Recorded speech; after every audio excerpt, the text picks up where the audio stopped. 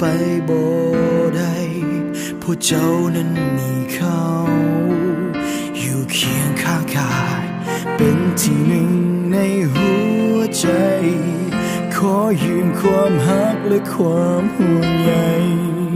ที่เจ้ามีให้เขาแบ่งค่อยเก็บไว้เพียงเศษเสี้ยวของหัวใจแม้น้อยเดียวค่อยก็ยอมเพียงมีเจ้าในใจแล้ววันหนึ่งจะคืนเจ้าไปขอสัญญาจะบ่ลืมอยากให้เจ้าเห็นใจจะส่งคื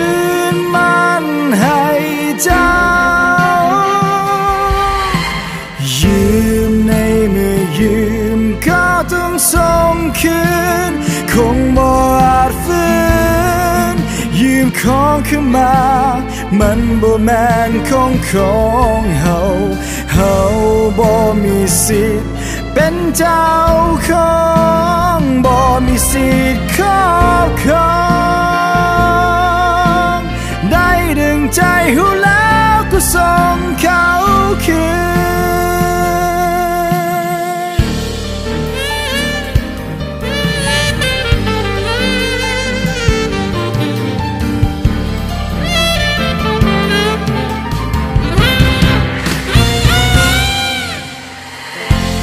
บ่ต้องหักคอยก็ได้เท่านี้ก็พอใจและมีความหมายคือคงบ่อาจจะลืมแม้น้อยเดียวคอยก็ยอมเพียงมีเจ้าในใจแล้ววันหนึ่งจะคืนเจ้าไปขอสัญญาจะบ่ลืมอยากให้เจ้าเห็นใจจะส่งคืนมันให้เจ้ายืมในเมื่อยืมก็ต้องส่งคืนคงบ่อาจฟื้นยืมของขึ้นมามันบ่แม่นของเฮาบ่มีสิทธิ์เป็นเจ้าของบ่มีสิทธิ์ครอบครองได้ดึงใจหูแล้วก็ส่งเขาคืน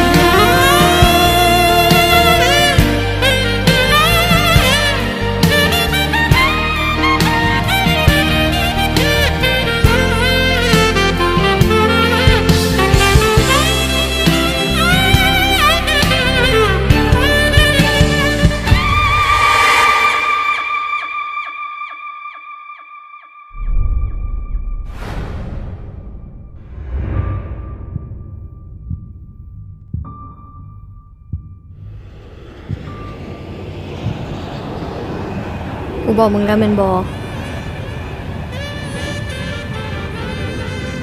เป็นของเฮาสุดท้ายก็ต้องได้ส่งเขาคืนไม่ว่าด้วยนี่สิมักบ่มาก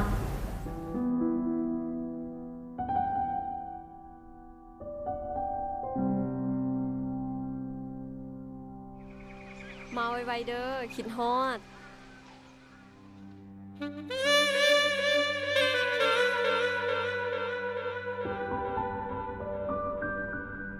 นูนี่เขาว่าเพิ่นไปนั่งหลังเถาะอย่าทำให้โจรไปหลายกว่านี้เลยยืมในเมื่อยืมก็ต้องส่งคืนคงบ่อาจฟื้นยืมของขึ้นมามันบ่แม่นของเฮาบ่มีสิทธิ์เป็นเจ้าของบ่มีสิทธิ์ครอบครองได้ดึงใจหูแล้วก็ส่